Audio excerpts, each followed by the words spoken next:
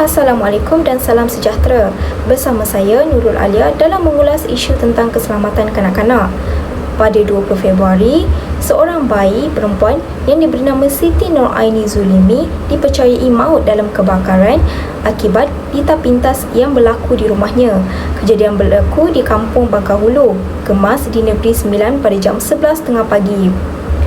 Bayi yang berusia 10 bulan itu ditinggalkan sendirian dalam buaian elektrik oleh ibunya. Ibunya yang keluar untuk pergi ke pejabat pos Kemas, kira-kira 6 km dari rumahnya pada jam 10.30 pagi. Oleh disebabkan itu, ibu bapa dan juga penjaga digesa supaya tidak mengambil mudah daripada aspek keselamatan kanak-kanak, terutamanya apabila mahu meninggalkan mereka tanpa pengawasan daripada orang dewasa.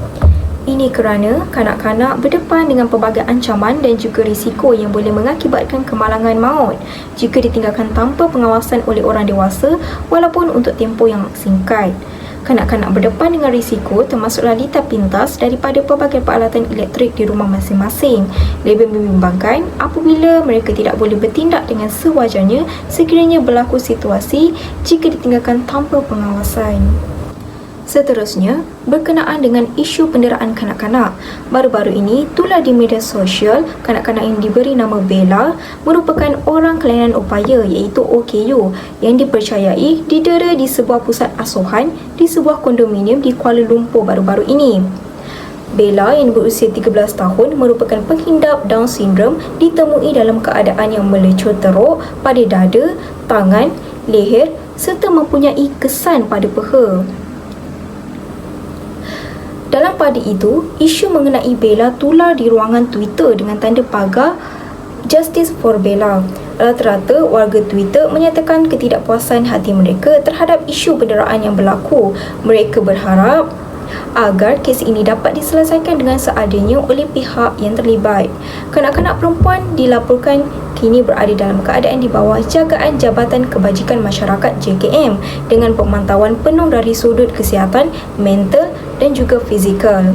Kes ini disiasat mengikut Seksyen 31-1 Akta Kanak-Kanak 2001 atas kesalahan menganiaya, mengabaikan, membuang atau mendedahkan kanak-kanak dengan cara yang mungkin akan menyebabkan mengalami kecederaan fizikal. Seterusnya, mengenai dengan isu sindiket kanak-kanak. Kejadian berlaku di Kuala Lumpur dalam operasi pasukan taktikal khas anti maksiat dan gangsterism STAGG Bukit Aman. Polis berjaya menumpaskan satu sindiket yang didalangi warga Myanmar dengan mempergunakan kanak-kanak sebagai pengemis dalam satu operasi khas di sekitar ibu negara. Pasukan taktikal khas anti maksiat dan gangsterism STAGG Bukit Aman menahan seramai 8 individu, 2 lelaki dan 6 wanita yang dipercayai berperanan sebagai dalang serta penjaga yang berusia antara 50 sehingga 60 tahun.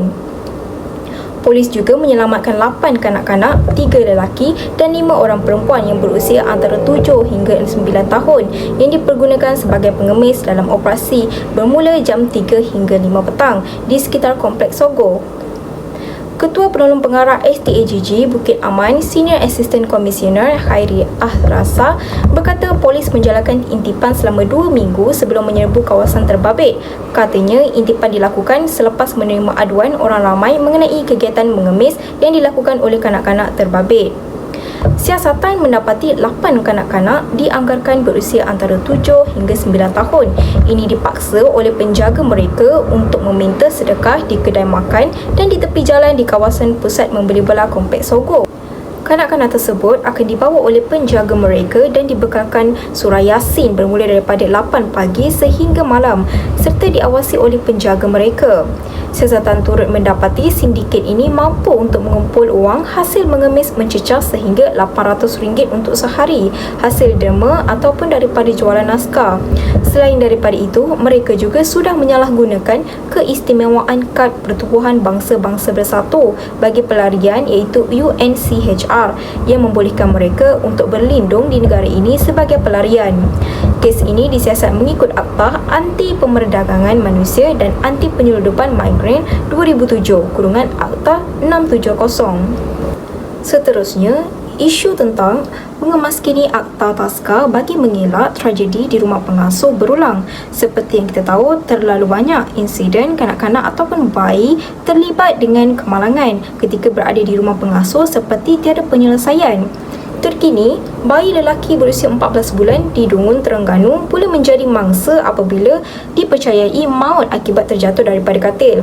Jika dilihat pendekatan reaktif, tindakan undang-undang boleh diambil melalui Seksyen 31-1 Akta Kanak-Kanak 2001 Akta 611 berkenaan dengan penganiayaan, pengabaian, pembuangan ataupun pendedahan kanak-kanak.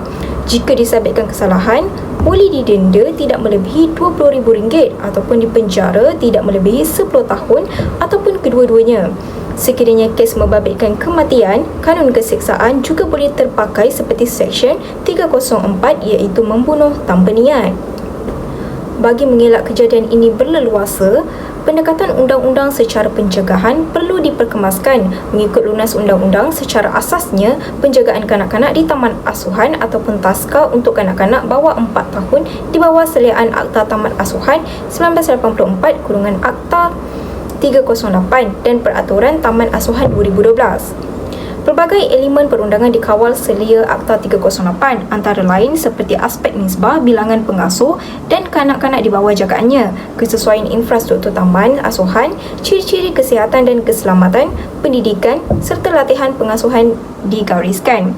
Namun, terdapat ruang untuk Akta 308 ditambah baik. Sebagai contoh, wujud keperluan memasukkan elemen seperti kawalan terhadap kapasiti kumpulan pengasuh dan kanak-kanak di bawah jagaan setiap pengasuh bagi sesebuah taska.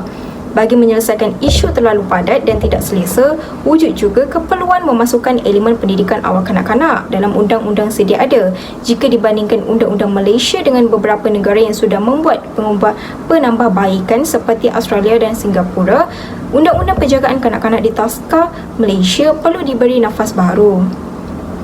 Tujuan Akta 308 sedia ada hanya mengadakan peruntukan bagi pendaftaran, pengawalan dan pemeriksaan taska perlu ditambah baik. Akta ini perlu menggariskan secara spesifik tujuannya untuk melindungi keselamatan, kesejahteraan dan kebaikan kanak-kanak serta menggalakkan peningkatan kualiti berterusan dalam kalangan taska di Malaysia. Definisi pengasuh di rumah yang perlu berdaftar juga perlu diberi perhatian. Seksyen 4 Akta 308 mewajibkan taska ataupun pengasuh berdaftar dengan Jabatan Kebajikan Masyarakat JKM.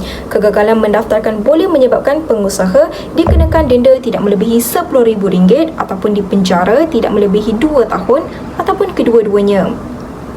Impak utama pendaftaran adalah langkah berjaga-jaga akan diambil perhatian. Sebagai contoh, bagi mewajibkan pengasuh menjalani kursus asas dan pemantauan berkala baik pihak berwajib. Walaupun Seksyen 5 menggariskan taska di rumah yang menerima kurang 10 orang kanak-kanak juga perlu berdaftar, namun Seksyen 2 mendefinisikan taman asuhan kanak-kanak sebagai mana-mana premis yang menerima 4 orang ataupun lebih kanak-kanak di bawah usia 4 tahun. Ini menyebabkan tiada latihan dan bimbingan disalurkan kepada pengasuh di rumah dan tiada pemantauan berkala untuk mengelak berlaku kejadian tidak diingini. Definisi ini perlu diteliti semula supaya pengasuh di rumah juga boleh dipantau kerajaan selain membantu mereka mendapatkan ilmu serta asas penjagaan kanak-kanak yang sewajarnya. Tujuan undang-undang diwujudkan bukan untuk membebankan, akan tetapi ianya menggalakkan pematuhan. Usaha kerajaan menggalakkan lebih banyak taman asuhan di tempat kerja satu cara menangani isu ini. Namun, ia memakan masa dan memerlukan bajet yang sangat besar. Oleh itu, dengan memberi lebih penekanan kepada aspek pendidikan serta latihan kepada pengasuh, diharapkan ilmu itu dapat diaplikasi pengasuh di Malaysia terutama yang menjaga kanak-kanak di rumah. Justru itu, penyelesaian undang-undang secara pendekatan pencegahan perlu diteliti untuk memastikan keselamatan, kesejahteraan dan kebajikan kanak-kanak sentiasa terpelihara. Yang terakhir adalah merupakan tentang isu perlindungan hak kanak-kanak. Kanak-kanak merupakan aset yang terpenting dan juga modal insan kepada kedua ibu bapa serta masyarakat dan juga negara. Ini kerana merekalah yang akan mewarisi legasi kepimpinan Malaysia serta bakal mencorakkan situasi pemerintahan negara. Namun, semua itu bakal menjadi kelam kerana keselamatan mereka yang terumbang-ambing akibat tangan-tangan yang membinasakan masa depan serta nyawa mereka. Walaupun kanak-kanak di Malaysia dilindungi di bawah Akta Kanak-Kanak 2001, namun ia masih belum cukup untuk menjamin keselamatan serta hak mereka untuk dijaga rapi. Sekiranya agensi ini dilaksanakan dalam waktu terdekat, beberapa penambahbaikan terhadap akta ini harus dikaji agar hak kanak-kanak di Malaysia dipelihara dengan sewajarnya. Antara langkah pertama yang perlu dilakukan adalah mengkaji semula Akta Kanak-Kanak sama ada perlu digubal ataupun diganti dengan akta yang baru. Ini kerana peranan akta tersebut dilihat seperti tidak berfungsi pada zaman kerajaan dahulu. Jadi, kerajaan pada hari ini perlu menyediakan satu input terhadap akta ini agar ia digunakan dengan sewajarnya dalam melindungi hak keistimewaan kanak-kanak. Selain daripada itu, agensi tersebut perlulah menyediakan satu pelan tindakan bagi melindungi kanak-kanak daripada jenayah-jenayah terancang seperti aktiviti pelacuran dan sindiket pemerdagangan manusia. Boleh dikatakan sebilangan besar kanak-kanak negara ini terlibat dengan aktiviti tidak bermoral itu demi untuk menguntungkan pihak lain. Jadi, pihak berkenaan perlu menjalankan kerjasama dengan Polis Diraja Malaysia PDRM dengan membendung kegiatan tersebut. Di samping itu, agensi tersebut serta JKM perlu memantau pengambilan anak angkat di kalangan kanak-kanak di bawah umur. Ia bagi mengelakkan terjadinya pelbagai sindiket yang melibatkan anak-anak kecil. Akta dan peraturan baharu perlu diperketatkan kepada keluarga yang ingin mengambil anak angkat di kalangan kanak-kanak bawah umur, dan pemantauan selama 4 hingga 5 tahun perlu dilakukan bagi memastikan keluarga angkat tersebut benar-benar bersih daripada sebaran jenayah serta salah laku. Justru, keputusan kerajaan dalam menubuhkan agensi khas kanak-kanak ini dilihat sebagai satu langkah yang proaktif dalam membela nasib kanak-kanak di Malaysia. Ini kerana jika dilihat kerajaan hari ini sangat prihatin terhadap nasib kanak-kanak yang ditindas ataupun dipergunakan oleh pihak tidak bertanggungjawab demi mengaut keuntungan yang selesa. Oleh itu, wajarlah sekiranya agensi ini dilaksanakan dalam waktu terdekat agar dapat melindungi kanak-kanak di negara ini dan seterusnya dapat memelihara hak mereka dengan sewajarnya. Sekian, itu sahaja daripada saya, Nurul Alia binti Hassan, mengenai tentang isu keselamatan kanak-kanak. Diharapkan kepada semua masyarakat serta ibu bapa dapat memainkan peranan dan tanggungjawab yang penting dan lebih baik untuk menjaga keselamatan kanak-kanak. Terima kasih. Assalamualaikum.